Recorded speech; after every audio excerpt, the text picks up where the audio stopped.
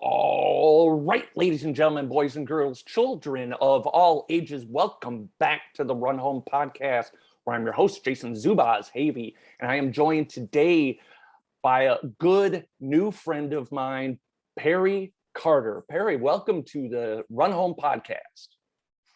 Thank you, Zubaz. Happy to be here. Yeah, this is, I said new friend, but actually, I think the first league we were in together was Redraft. I don't think we were in anything back in the old days, but that's even been around for more than a year now. I was just looking at, I was trying to find your phone number because I was going to text you the link.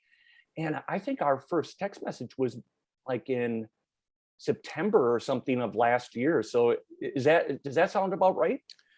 It does sound about right. Yeah, I think it's been over a year now since that league's been going. We have quite a few, in-game seasons under our belt. So yeah, that does sound about right. Are you and I the only two original owners? We are now, yeah, the only Yeah. two original owners. So For I the think I just OGs. lucked out by getting you on in the league, especially since you own the site now. We can actually make some of these changes eventually, right? Yeah, that's right. That's exactly right. So yeah, let's get into that. But before we get too deep into it, I have to say the reason that I begged you to be on the show is because this is my favorite time of the year, and it's redraft draft season, where for those of you that don't know, one of the unique things about redraft is it's only 8 teams, and then we do a full league-wide redraft every year. So like it's the most fun ever, being able to draft every single year, especially as you get to know the players.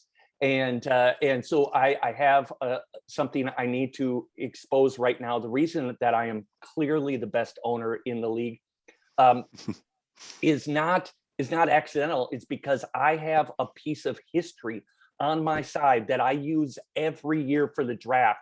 You didn't know this was coming. This is a breaking news. So obviously I'm always wearing my Houston Gamblers shirt, one of many pieces of Gamblers gear I have. But where the real luck comes from is this bad boy right here. What this is the Houston Gamblers, before they moved to Omaha. The Houston Gamblers were a USFL team. USFL.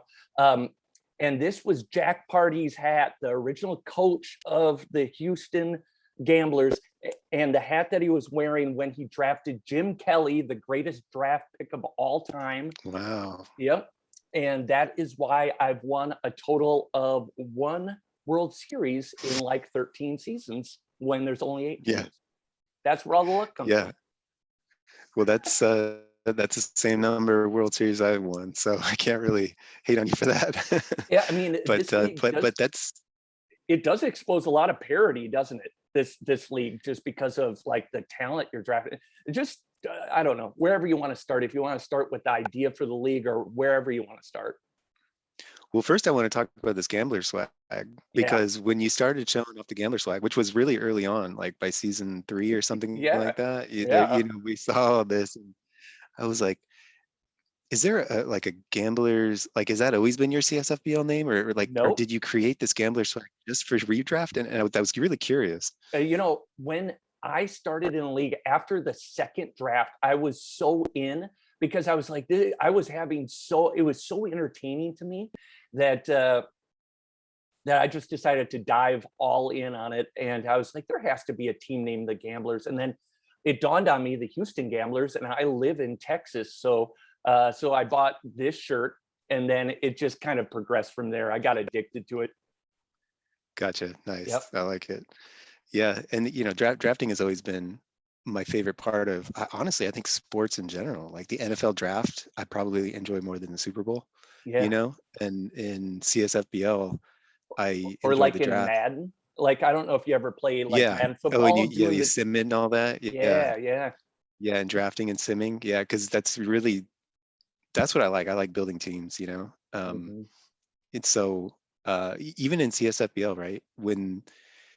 Whether it was a live draft or whether it was just the automated draft, like no matter what league I was in, whenever the draft list comes out, I felt like that was my favorite part of the year. And I would rank all the players, you know, I would just go in there. And so when people say, hey, we're doing a live draft or this league doesn't have a live draft, I would almost prefer not having a live draft because I'm going to rank all of them anyway. Yeah, You know, I'm because you putting a felt list like together from. not everybody was doing that, so you probably had an advantage. I mean, were you literally going 1 to 80?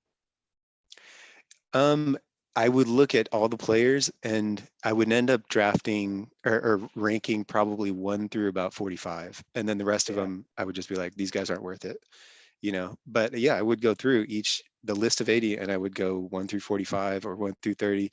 I would rank all the players that potentially could be drafted and would be possibly usable someday on my team. I would go through it all. So I like drafting, I like making lists, and that's where I think it comes from. But yeah, I mean, I could tell you about my journey into CSFBL because I started way back in the day. Yeah. When When did you first start in CSFBL? What year was it?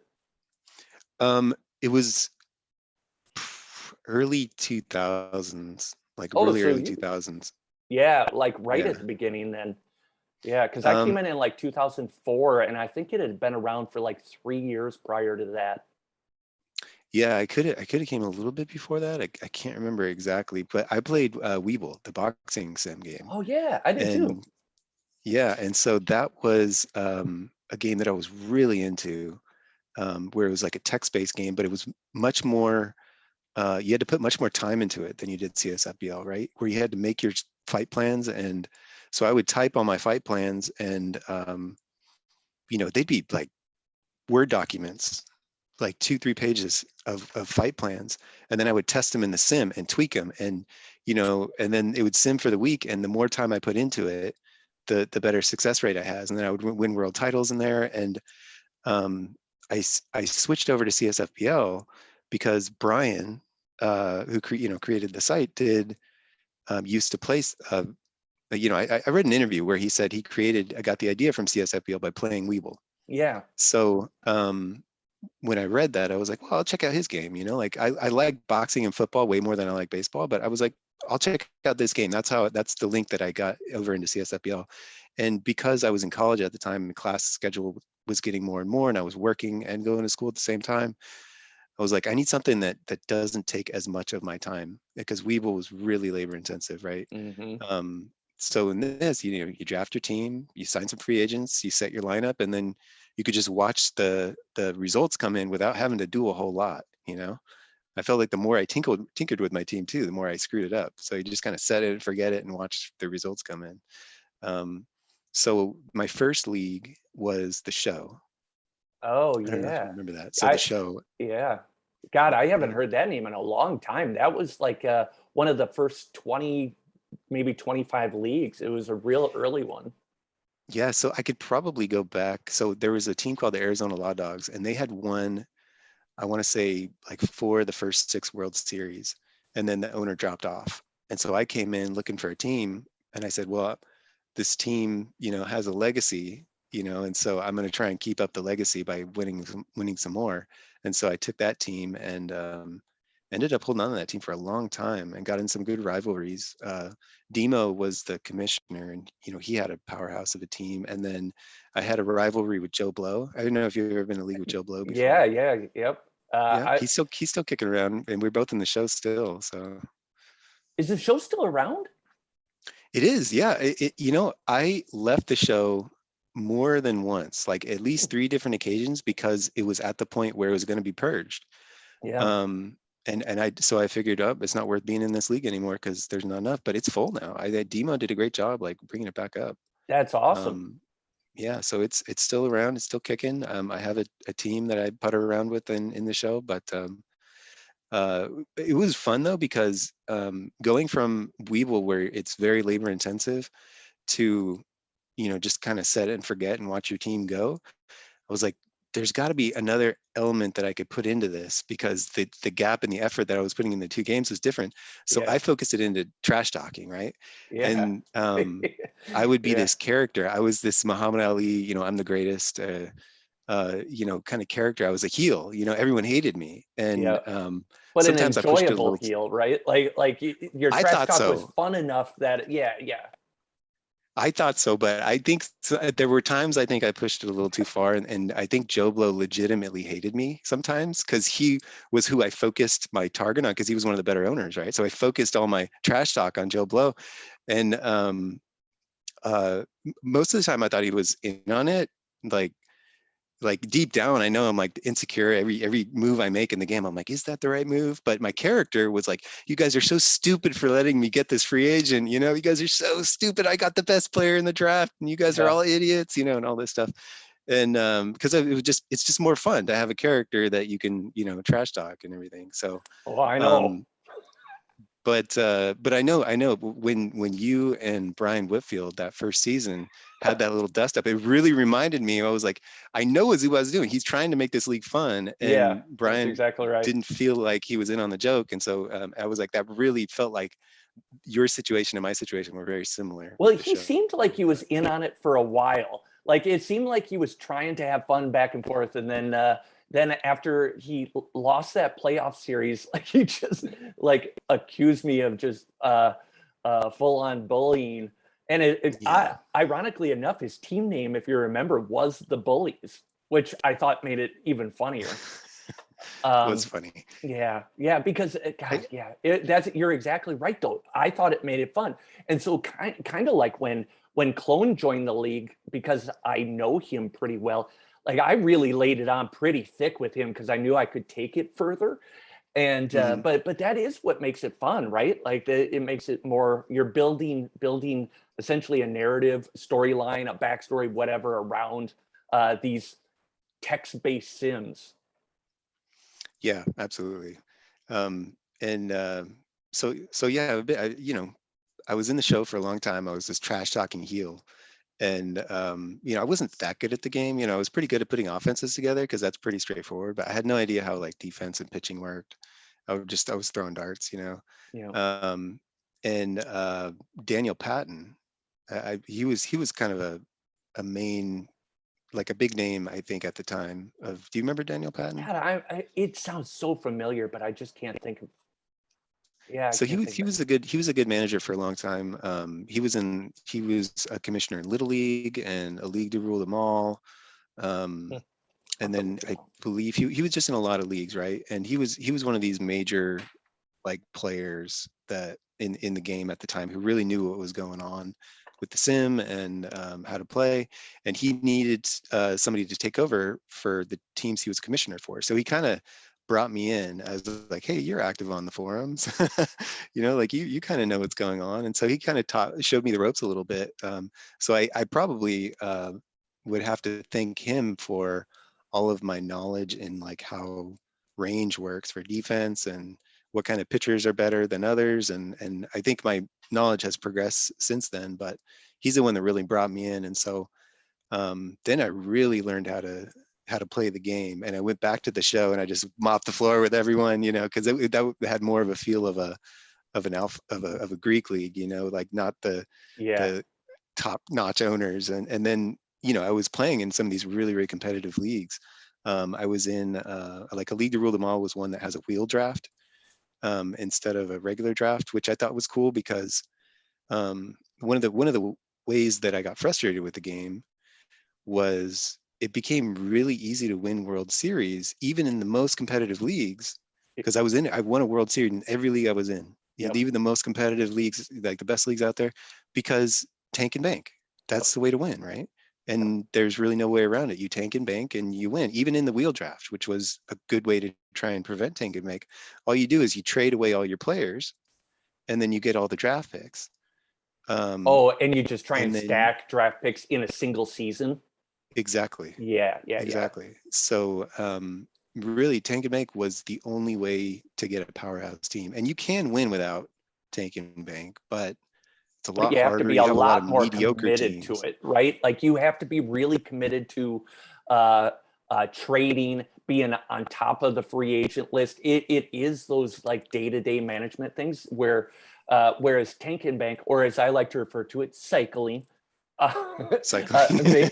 It does certainly make it a lot easier. You're right, but that's frustrating, right? Because it can help owners that either aren't as good or aren't paying as much attention do equally good as somebody that's really hustling. Yeah, and I feel like though that even doing it the best that you can, that strategy of always being good and always trying to win, like you're going to consistently have about a 98 win team if you're good at it, right?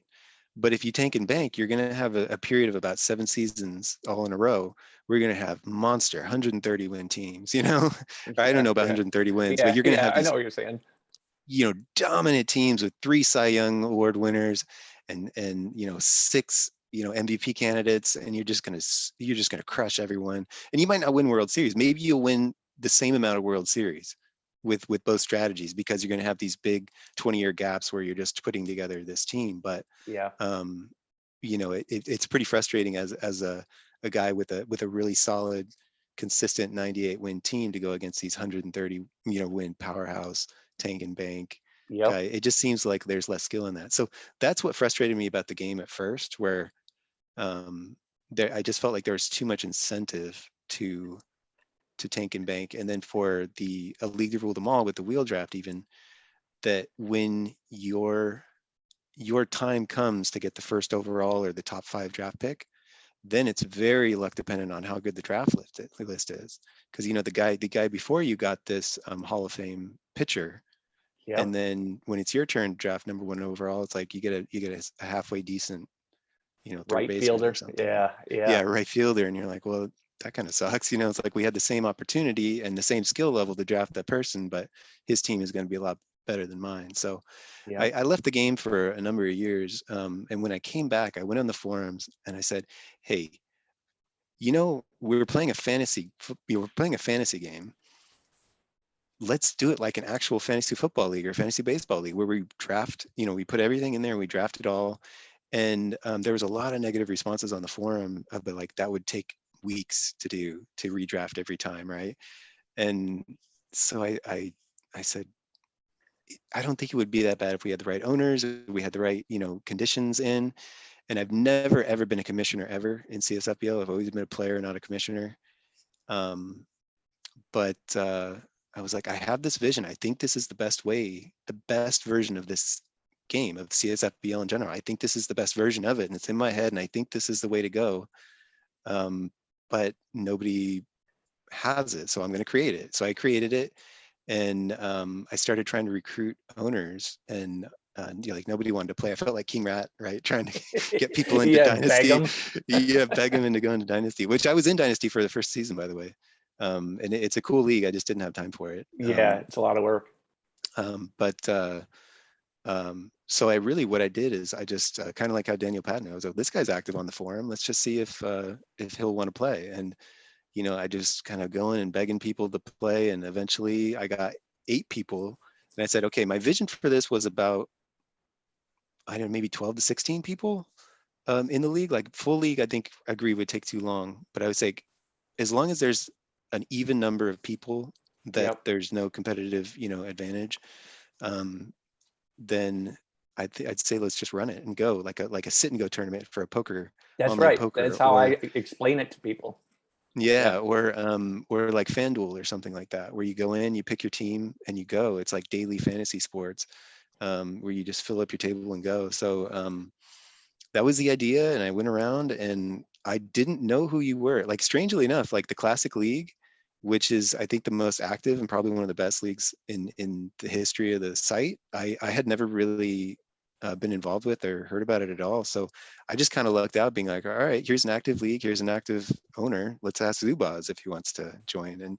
And you did, luckily, which was great. And then when we started dropping some of these early owners, you replaced them with all these the Classic League people, which was the best thing that could ever happen to the league, because now it's super active, just like the Classic League is. So well, thank you for that. No, thank you. When you hit me up right at the right time, and I at first I wasn't sure I was going to join, but was compelling enough that it got me thinking.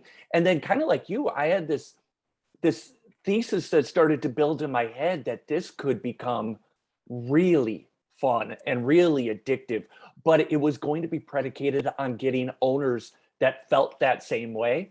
And I feel like that's what's happened over time, is more active owners being more active.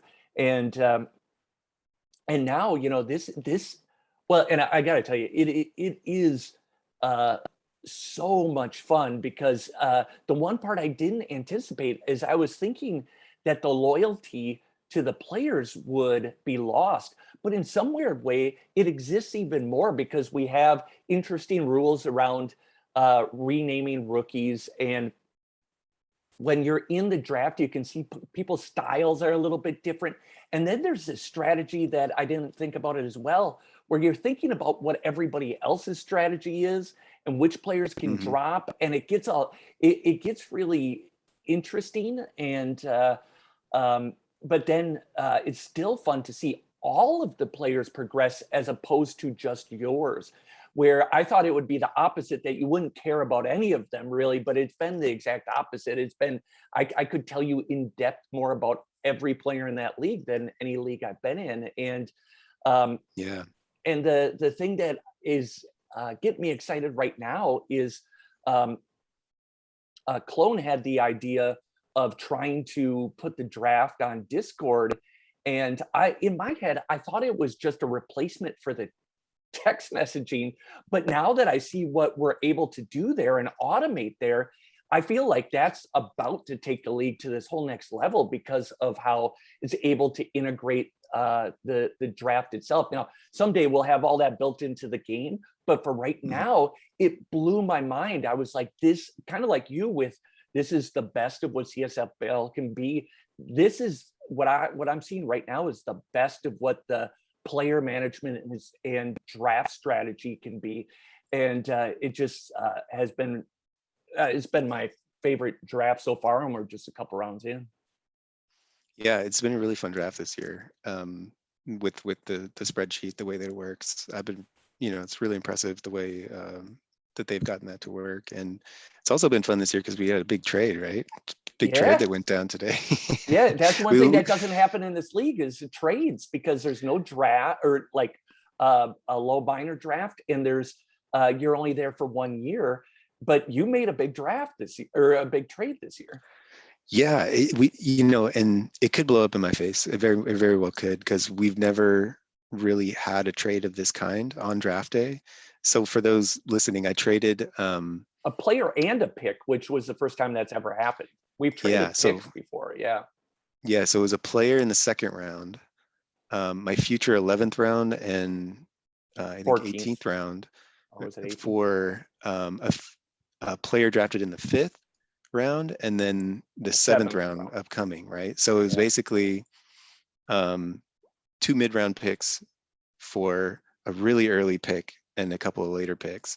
And my thought process was it, because I drafted Uresti, who's a high range slugging center fielder, like a really absolute stud of a player. I love the player.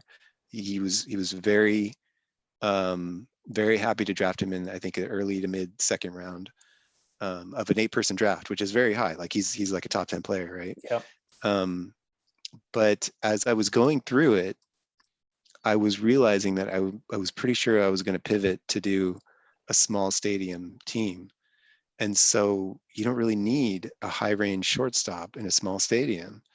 So I said, what can I get for this guy? Because he's a really valuable piece, and a lot of people in the league are doing large stadium stuff.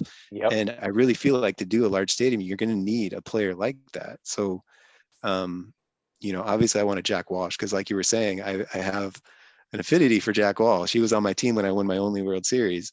And then, one of these middle round picks where I can get another, really important piece. Did you make the 7th round pick? I did. I got Dominique Chewbacca. He's kind of a leadoff hitter, replacement, and a center fielder. Yeah, replacement and center fielder. Kind of like a 5-tool guy. So yeah. And so that's the thing that's interesting, is like we can, and I promise the people watching this, we won't bore you with all the names, but it's just like that. Like each one of those guys, I think I could tell you within a point or two of what their entire distribution is. And I wouldn't be able to do that in a normal league, right? Yeah. And, like we agonize over every pick, and we're going over the stats and the numbers and how the player looked and their previous performance and all that stuff. And I feel like, everyone probably does that, but man, Clayton Kershaw agonizes over every pick like you wouldn't believe. Because, when he has back-to-back picks, he'll make the first one right away. And then, 40 minutes later, where you could tell, and I see him in my head just going over the picks and just agonizing over every single pick because he takes so long to make his selections. Like Rent, did some numbers on it, and the top to the bottom is like anywhere plus or minus 6 games, at worst 10 games, with full disparity. So I mean, you with 8 teams, you are drafting just a cadre of superstars at the end of the day. So it's really about what you do with them, how you manage them. It's just a fascinating league. What do you think? What do you think? I was going to ask you, the other thing about this league, and I think I said it on a different podcast, is I've learned a lot more about how the game works by watching this league. Now, the players that you draft here, I've also learned, aren't in the same order as you would draft in another league. Whereas, like, if you have a 99 range shortstop, that guy might be going first overall in most leagues, regardless of how his bat is. Whereas in this league, he'll be a second round pick more than likely. Do you feel like you've learned a lot more about how the game works just by watching this, almost like in a compressed fashion? I have, absolutely. Like the iterative approach where you're completely rebuilding a team, like you're able to learn much faster than you would otherwise, right? So you try a strategy, it doesn't work. You look at the guy who won the World Series or had the most wins, you realize what they did correct and why your philosophy on how to put together a team might be somewhat flawed, right? And so I think I learned a lot from Clone. And I learned a lot that year that Lemke really, set the league on fire. Yeah. I was like, oh, okay, this big stadium thing can really be done right. And so I don't know if you know, but the very next year I did the big stadium thing for the first time, kind of taking his ideas, but then kind of putting my own spin on him. And I felt like I out Lemke that year. And then Rent and CK are doing the big stadium thing now, because I feel like if you have the pieces, that's probably the ideal way to go. Yep. But if you don't, get away from it as quick as possible, because I mean, you need guys that are good at everything, and you gotta have guys with high range, high speed, high BA, high DI. Like you don't get to sleep on anybody in your lineup. Exactly. Yeah. Where it's more well-rounded players instead of like these guys with 99 slug. Because if you put a 99 slug guy with that can't do much else in a big stadium, he's just going to flounder. Oh, I know. I finished in last place twice trying to do that. Yeah, he's gonna hit some solo home runs every once in a while, and then just do nothing. So yeah, it's very frustrating to watch in the game view. So what are you how many other leagues are you in? Redraft is really my core league, and everything else is either just messing around, not paying all that much attention, or like doing people favors by being in their league, Yeah, just keep the thing alive. Yeah, it's kind of like when my brother was in a punk rock band, and he was telling me, he was like, sometimes you go to the show and it's only the other bands and their girlfriends, Yeah. And do you know anybody that plays in the game in real life?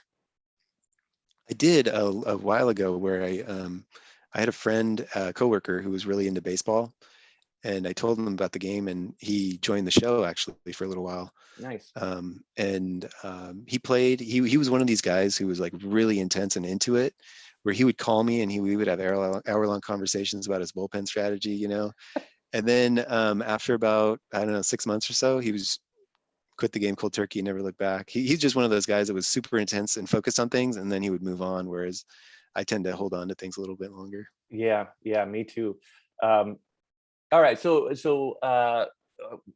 believe it or not, we're already closing in on a half hour here, but I don't want to get too much further before we talk about the name, because I honestly thought that Perry Carter was your real name, because I didn't know of anybody famous named Perry Carter. And then for some reason, I swear to God, I thought it was a movie Keanu Reeves was in for a while. And then and I wasn't thinking of John Wick. I don't know what I was thinking of. And then I was like, okay, I'm going to figure out who this is. I'm going to Google it. That did me no favors. So Really? Yeah. So maybe I didn't look deep enough. Who's Perry Carter? Okay. So Perry Carter, I guess I'll start. So I'm from California, right? And I'm a Raiders fan. Growing up, Raiders training camp was, so we would go to the Napa Marriott, and as a kid, it was really exciting to see pro athletes.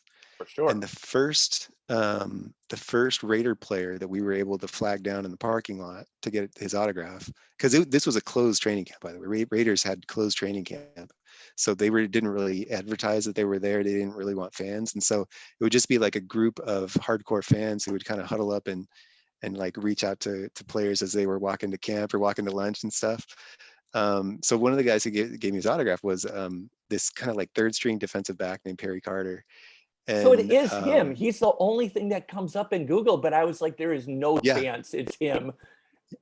Yeah, I was just so stoked to have his autograph, an actual Raider player's autograph. And he was the first guy that signed my hat, that I used that awesome as my handle, is, that age. And I just, once you have a screen name, you just kind of roll with it, right? So it's been my screen name for like, I don't know, 20 years now or something. So what a crazy thing. I mean, he's walking around someplace in the world with no idea that you're basing your entire online identity based on him just being doing you a solid, signing your hat one day. Yeah, he obviously doesn't know who I am or forget about me, or, well, what's funny is that when I got the autograph, there was this hardcore guy, a Raider fan, who told me who he was. He was like, that was Perry Carter. He's a defensive back. He's really promising. He's going to be great someday. And I felt like, man, I got the autograph of like some future Hall of Fame defensive back, But in reality, he wasn't in the league for very long. He was a backup. And the one time that he got to play was like somebody was injured. It was Monday Night Football against a division rival. It might have been the Chiefs. And he just got torched. He got absolutely torched. And he wasn't in the league very much longer after that. And I actually think he's coaching now. So he found a career in football doing coaching, which is great. But yeah, that one game where he got an opportunity to play in the big time, like, he absolutely got torched, and I felt bad for him. But I think he's doing well now. So. It's funny because I always ask people how they got into baseball and how they fell in love with baseball. But what you're talking about is an experience that we all had as kids too. And I think we forget about that sometimes as adults. Hopefully, NFL and professional athletes don't forget it. But those moments that you have, the first time that you're in the presence of a athlete at that level is just like the greatest thing that's ever happened. Like I'm a Packers fan because I'm from Wisconsin, but my best friend growing up was a Bears fan, and we went to their training camp. Their training camp was in a place called Platteville, Wisconsin. So they were close to where we lived. And Walter Payton always used to come out like the back way because otherwise he would just get mobbed. Like, Walter Payton was a deity. But somehow my friend knew the way that he walked. So we like hung out by the fence. And when he came out, we walked next to him, and he wasn't signing autographs, but even the way he shooed me away, like it was like sweetness. Will you sign my card? And he's like, not right now, little man. But like, even him saying no to me, that's still seared into my brain as like a 5-year-old. Is one of my greatest memories is Walter Payton telling me no. It's just it's such a cool experience there, and it's obviously was very impactful for you. Yeah, it was fun. It was fun. We went back a couple more summers to catch them at the training camp and got our hats all signed and everything. So definitely a fun experience. Yeah, for sure. So did you ever fall in love with baseball? You said you weren't that big of a baseball fan, but do you have a I story? did, yeah. If you remember when Mark McGuire was on the Oakland A's, Never heard he of them. was never. So he was. This was when he first started juicing, and he was getting really close to Roger Maris's. I think he had like 58 home runs. And as an Yeah, A's fan, um, they were the local team, so I went to a couple games and saw this guy who was chasing Roger Maris's record, and I kind of got interested, and so I started watching the A's, and then he got traded obviously to the Cardinals and ended up breaking the record, but I still was into the A's, and there's something about being into baseball, even though the team is garbage, because they were not a good team. Like Matt Stairs was their best player, and Matt Stairs ended up being like the quality of player he was probably like a DH on a good team, or maybe yeah, like a pinch hitter, yeah. But he was like a like fan a favorite. barely. He was, yeah, and Yeah, so it was fun watching the A's and Matt Stairs, get their, I don't know, 55 wins per year, and then they started getting good with the the big three. So I was a pretty big fan, like probably through high school, and then I guess I was just too cool for school in college. I kind of fell off. I saw when they were in the playoffs, and I watched a couple games here and there, but yeah, I just kind of lost track of it. And I think, like Clayton said last week, I'm more into CSFBL than I'm actual baseball. I don't know if I could even name like 5 players under 30 in the MLB that right now. I just don't follow it. yeah. I don't really follow it all that much either. And uh, honestly, it's funny that you both have said that. I feel that way too. Uh, Ultimately, now this is my vision quest, and it's still a ways away, but I honestly think that CSFBL is better.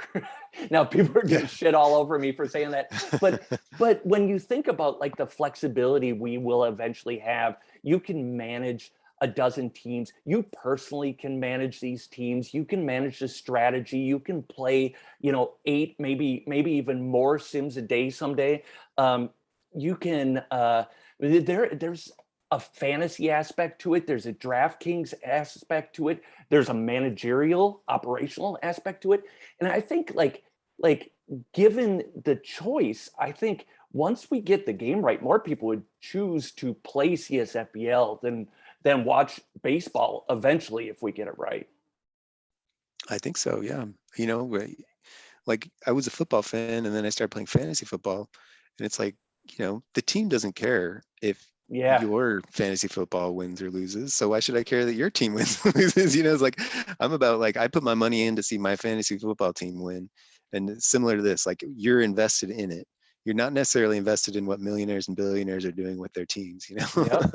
Yeah, and the players on your team in CSFBL are there because you put them there, and Hmm. and unlike like simming Madden seasons or whatever it is, like these create like real dynasties that you can create and have interaction with other people. I just think there's so much that we can do there long term, and I'm excited to see where it goes. Um, well, good. Well, hey, I'm glad you came on during draft time. I'm going to be wearing the hat whenever you don't see me. Do you have anything you want to share with the group before I let you go? um, a lot of people have asked me like when the next opening in redraft is going to be. There's some people who are interested. I actually reached out to Joe Blow Did to you? see if he'd be Nice. interested to like bury the hatchet, and he Yeah. didn't respond for about 2 or 3 days. So I thought he kind of was still upset with me, but he actually responded with a nice response. So maybe someday we'll get Joe Blow, or maybe expand the league, or maybe have multiple redraft, or when we get the functionality where we can just say, all right, I want an 8-team league, and when it's going to be redraft format, it's going to be this, then I think we could see a lot of these type of leagues spring up, because this is a really Yeah. cool format that Yeah. Have you given thought to making? I mean, if we've talked about whether we want to go to 12 teams or not, and everybody seems very settled at 8. But have you given some thought about potentially trying to make it a relegation league where there's a league below that you have to win your way up or you lose your way down. Maybe that's a way to expand and still keep it part of the family. Yeah, I hadn't thought about that, but I think that's a great idea. Yeah, that would be really good because like John Legend as well, he said that he might be willing to come back like around December, January timeframe. Oh, I love And John Legend. He's my yeah, favorite. so I think that would be like a pretty awesome opportunity if we started like a almost like a minor league for redraft to get them in, to get these guys in, because that would be great. I think the more the merrier, but like you're saying, any more than 8 people doing an entire team redraft just might be a little bit too like it gets not fun. complicated. Yeah, it gets Yeah, complicated. because I love like this draft is super fun, and the draft is the best part of the year. Yep. Because it's 8 people. If it were, a lot more people than that, and people that maybe aren't as good at communicating about when their next draft, pick might be, then it might not be that fun. Yeah. Yeah, and one thing I was underestimating, but I'm realizing it now, is that 8 people is the most people you can have on like a group text or something like that where you're interacting. And so it's really good for the camaraderie of the season for 8 people to be just able to trash talk with each other in a circle, without 24 people. A lot of people can get ignored or hide or whatever it is, but 8 people, you all have to be competitive. You're all sitting right there facing each other. And so I think it's just a genius idea for the league. And in a lot of ways, by you putting this league out there, I honestly think that you're influencing the eventual evolution of the entire game, because it's really, myself, Russ, or Clone, we both talked about it a lot. Like that's led to like us wanting to make everything a toggle switch in the game. Like, let's make everything flexible and just see what innovators do, because there's a lot of cool ways to play, if we allow it. Yeah, that's music to my ears. The customizability to make the league you want without having to jump through hoops. That'd be amazing. Yeah. Well, great. Thank you for coming on the Run Home podcast. I still have to think of a cool way to sign off, because no matter how I do it, it sounds douchey. And every time I do it, I want to change the name of the podcast. So, but thank you again for being on. And until next time, that's the name of the podcast. I'm not saying it. We're out.